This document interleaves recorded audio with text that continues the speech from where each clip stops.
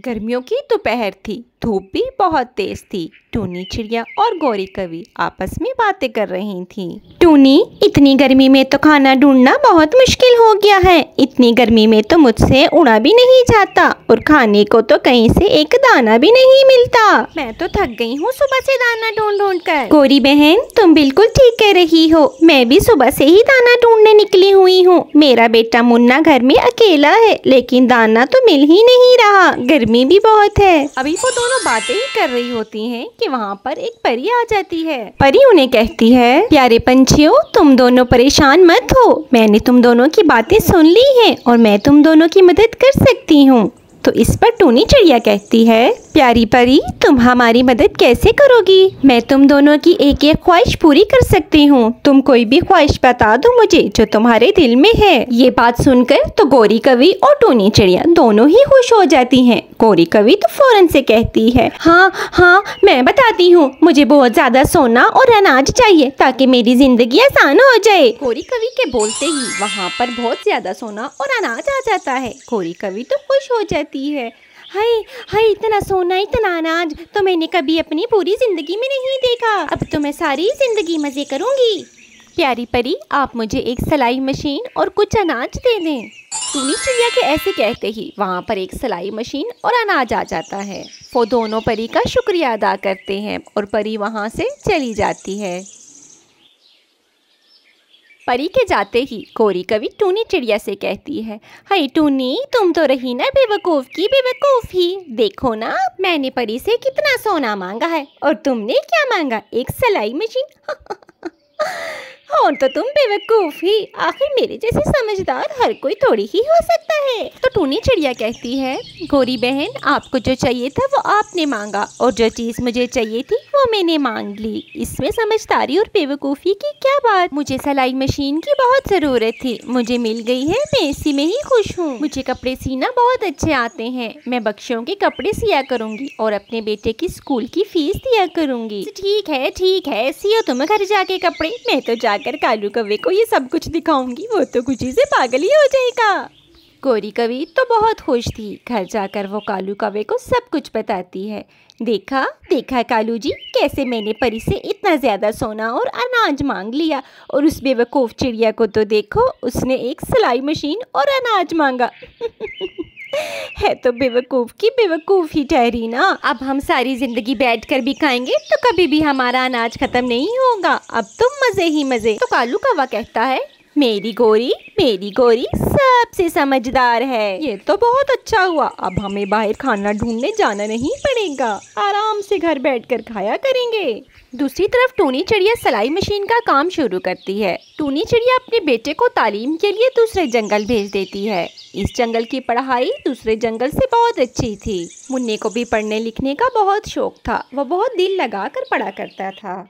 यूं ही दिन गुजरते जा रहे थे। टूनी चिड़िया के पास जो अनाज था वो उसे खाकर अपना गुजारा करती थी और कपड़े सीकर जो पैसे मिलते थे वो उसकी फीस दे दिया करती थी। यूं टूनी का गुजर बसर अच्छे से हो रहा था। दूसरी तरफ गौरी कवि और कालू कौवा पूरा दिन घर में आराम करते थे और जो अनाज परी ने दिया था वो खाते थे। अब तो उनका सारा अनाज भी खत्म हो चुका था। तो कालू कौवा कहता है, गौरी, मुझे तो बहुत भूख लगी है। हमारा तो सारा अनाज भी खत्म हो गया है। अब हम क्या करेंगे? तुमने तो वो सोना मांग लिया, हम उस सोने का क्या करेंगे? तुम भी बेवकूफ़ ही निकले ना उस चिड़िया की तरह। अरे, मैं उस सोने को बाजार में जाकर बेचूंगी तो हमें कितना ज्यादा अनाज मिलेगा, तुम सोच भी नहीं सकते। मैं अभी बाजार जाती हूँ और वो सोना बेच कर आती हूँ। इसके बाद गौरी कवि बाजार जाती है और सारा सोना बेच देती है और आते हुए वहाँ से ढेर सारा अनाज लेकर आती है। जब गौरी कवि घर आती है तो कालू कौवे को वो अनाज दिखाती है। देखो जी कालू कौवे, मैं वो सारा सोना बेचकर कितना ज़्यादा अनाज ले आई हूँ। अब तो हम आराम से बैठकर खाएंगे। तो कालू कौवा कहता है, गौरी, ये तुमने बहुत अच्छा किया जो अनाज ले आई। मेरा तो भूख से बहुत बुरा हाल हो रहा था। अब तो हम आराम से बैठकर ये खाएंगे।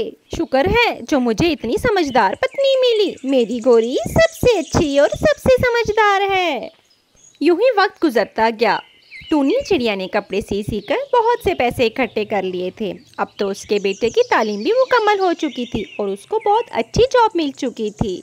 मुन्ना भी इस जॉब से बहुत खुश था। इसके बाद मुन्ना टूनी चिड़िया को दूसरे जंगल ले जाता है। वहाँ उसको एक बड़ा सा घर लेकर देता है।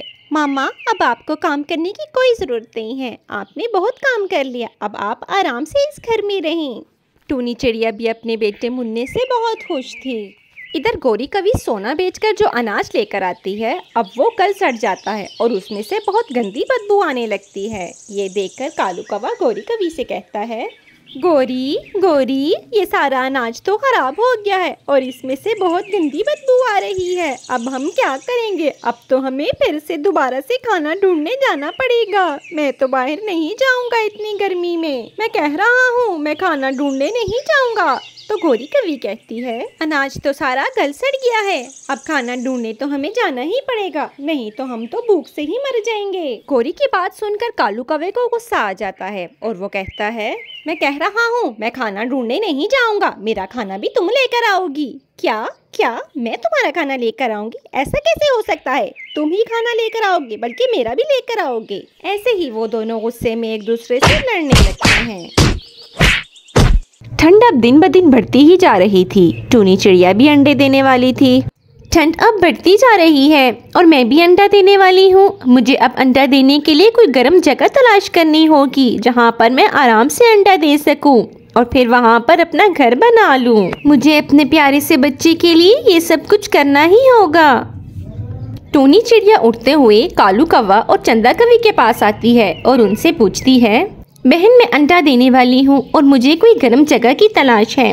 अगर आपको कोई ऐसी जगह पता है जो महफूज भी हो और गर्म भी हो तो प्लीज़ मुझे बता दें, मैं आपकी बड़ी शुक्रगुजार रहूँगी। तो चंदा कवि कहती है, हाँ हाँ, मुझे एक ऐसी जगह पता है जो गर्म भी है और महफूज भी है। शुक्र है तुम मेरे पास ही आई हो। मैं तुम्हें बताती हूँ, यहाँ से थोड़ा ही दूर एक घना दरख्त है, तुम वहाँ पर आराम से अपना घर बना सकती हो। वो बहुत गर्म जगह है और वहाँ तुम्हें कोई भी तंग नहीं करेगा। तो टूनी चिड़िया कहती है, आपका बहुत बहुत शुक्रिया, आपने मेरी इतनी मदद की। इसके बाद टूनी चिड़िया वहाँ से चली जाती है। तो कालू कौवा चंदा कवि को कहता है, अरे चंदा कवि, ये तुमने क्या किया? उसको चीलों के जंगल में भेज दिया। क्या तुम्हें नहीं पता कि वो दरख्त चीलों के जंगल में आता है? पता है, मुझे ज्यादा समझाने की कोशिश मत किया करो तुम, मुझे सब पता होता है। बड़ी आई मुझसे रास्ता पूछने वाली, मैं कोई उसकी मुलाजमा बैठी हुई हूँ ना यहाँ पर जो उसको रास्ता बताऊंगी। अब भुगतेगी खुद ही। चील चंदा कवि के बताए हुए दरख्त पर पहुँच जाती है और देखती है कि वहाँ पर तो पहले से ही घर मौजूद है। वो ये देखकर खुश हो जाती है और अंदर चली जाती है। यहाँ पर तो पहले से ही घर मौजूद है और वो भी कितना गर्म है। चंदा कवि कितनी अच्छी है, अल्लाह उसे हमेशा खुश रखे। ये अंडा देने के लिए बहुत अच्छी जगह है, मैं अभी यहाँ पर आराम से अंडा दे सकूंगी। फिर टूनी चिड़िया वहाँ पर अंडा देने के लिए बैठ जाती है। इस जगह को पाकर वो दिल ही दिल में बहुत खुश हो रही होती है कि थोड़ी देर में वहाँ पर जग्गू चील आ जाता है। वो टूनी चिड़िया को देखकर गुस्से में आ जाता है और कहता है, तुम्हारी इतनी हिम्मत कि तुम मेरे इलाके में आ गई और मेरे इलाके में आने के बाद तुम मेरे घर में ही घुस गई और आराम से बैठी हो। तो टूनी चिड़िया कहती है, क्या क्या ये आपका घर है?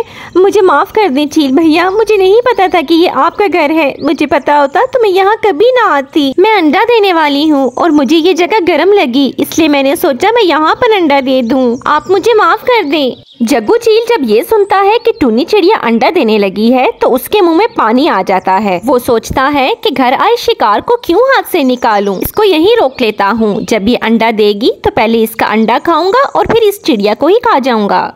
अच्छा, तो तुम अंडा देने वाली हो। अब मैं इतना भी जालिम नहीं हूँ कि तुम्हें इस हालत में घर से निकाल दूँ। ठीक है, तुम यहाँ पर आराम से अंडा दो, ये जगह गर्म है, तुम्हारे लिए बिल्कुल मुनासिब है। तुम मुझसे बिल्कुल मत डरो, मैं तुम्हारी हिफाजत करूँगा। जग्गू चील की बात सुनकर टूनी चिड़िया खुश हो जाती है और यहाँ रहने के लिए फौरन से राजी हो जाती है।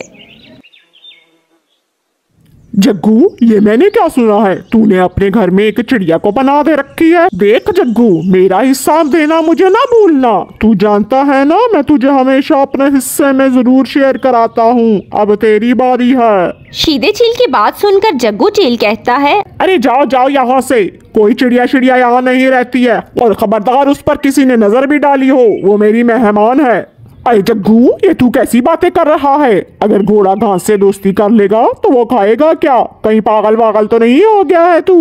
हाँ, मैं पागल हो गया हूँ, अब जा यहाँ से। जग्गू चील सीधे चील को बेइज्जत करके भगा देता है। बड़ा आया हिस्सा मांगने के लिए, हिफाजत इसकी मैं करूं, खाना ला ला कर इसको मैं दूं और खा ले इसको वो। पता नहीं ये कब अंडा देगी, मैं तो अब थक गया हूँ। यूं ही कुछ दिन गुजर जाते हैं और टूनी चिड़िया भी अंडा दे देती है। शुक्र है अल्लाह का, मैंने सही से अंडा दे दिया। थोड़ी देर बाद जब जग्गू चील आता है तो वो अंडे को देखकर सोचता है, इंतजार की घड़ियां खत्म हो गई हैं, शुक्र है इसने अंडा दे दिया। मुबारक हो चिड़िया बहन, मुबारक हो, बहुत बहुत मुबारक हो अंडे की। चिड़िया बहन मुझे तो बहुत खुशी हो रही है तुम्हारा अंडा देखकर। जग्गू भैया, ये तो आपका एहसान है मुझ पर कि आपने मुझे रहने के लिए इतना अच्छा घर दिया। अब मुझ पर एक एहसान और कर दें, मुझे अपने बच्चे के लिए गर्म घर बनाना है। आप थोड़ी देर के लिए मेरे अंडे को अपने पास रखें और इसका ख्याल रखना। मैं जा रही हूँ गर्म घर बनाने के लिए ताकि मैं अपने बच्चे को वहाँ पर आसानी से रख सकूँ। अरे चिड़िया बहन तुम बेफिक्र होकर जाओ और अंडे की बिल्कुल भी परवाह ना करना, मैं इसका अच्छे से ख्याल रखूंगा। तभी चिड़िया वहाँ से चली जाती है और जग्गू खुश हो रहा होता है कि अब वो अंडे को मज़े ले लेकर खाएगा। यही सोचकर वो अंडे के पास जाता है और उसको खाने लगता है, लेकिन वो वहीं पर रुक जाता है और सोचता है, चिड़िया मुझ पर कितना एतबार करती है। अगर आज मैंने उसका ये अंडा खा लिया तो आइंदा कभी भी कोई किसी चील पर एतबार नहीं करेगा। अंडे का क्या है, वो तो मुझे फिर कहीं से मिल जाएगा, लेकिन मुझे चिड़िया का एतबार नहीं तोड़ना चाहिए। आखिर मैंने उसको बहन कहा है और अब मैं किस तरह से उसका एतबार तोड़ दूं? नहीं नहीं, मुझे ऐसा नहीं करना चाहिए। दूसरी तरफ चंदा कवि भी अंडा दे देती है। चंदा कवि और कालू कौवा अंडे को देख कर खुश हो रहे होते हैं। तो चंदा कवि कहती है, देखो जी मैंने कितना प्यारा अंडा दिया है, अब मैं इसका बहुत अच्छे से ख्याल रखूंगी। मुझे तो इसमें से बेटा ही चाहिए। आपको क्या चाहिए कालू? अरे तुम कैसी बातें करती हो चंदा कवि, बेटा हो या बेटी औलाद तो औलाद होती है ना। चंदा कवि और कालू कौवा बातें करने में मसरूफ होते हैं कि वहाँ से चील का गुजर होता है। चील को अंदर से अंडे की खुशबू आती है तो वो कहता है, ताजे ताजे अंडे की खुशबू आ रही है, अंदर चल के देखता हूँ। चील अंदर आ जाता है, अंडा देखकर कहता है, अरे वाह, ये ताजे ताजे अंडे की खुशबू मुझे खींच लाई, हटो मेरे आगे से। नहीं, मैं तुम्हें अपना अंडा ले जाने नहीं दूंगी, मुझ पर ये जुल्म मत करो, मैंने बहुत अरसे बाद अंडा दिया है, मुझसे ये अंडा मत छीनो। चील चंदा कवि की एक नहीं सुनता, आगे बढ़ता है और अंडा लेकर चला जाता है। चंदा कवि अब क्यों रोती हो, ये तुम्हें तुम्हारे ही गुनाहों की सजा मिल रही है। उस टाइम जब चिड़िया को चीलों के जंगल में भेजा तब तुमने नहीं सोचा कि उसको और उसके अंडे को खतरा हो सकता है। अब अपना अंडा चला गया तो कैसे रो रही हो। तो प्यारे दोस्तों, इससे हमें ये सबक मिलता है कि हमें कभी भी किसी के लिए गलत नहीं सोचना चाहिए, क्योंकि अगर हम किसी के लिए गलत सोचेंगे तो हमारे लिए भी वही सब कुछ हो सकता है। जब हम पर आती है तो हमें कितना बुरा लगता है और हमसे बर्दाश्त नहीं होता। इसी तरह से दूसरों का भी हमें ख्याल रखना चाहिए, उनको भी ऐसे ही बुरा लगता है जिस तरह से हमें बुरा लगता है।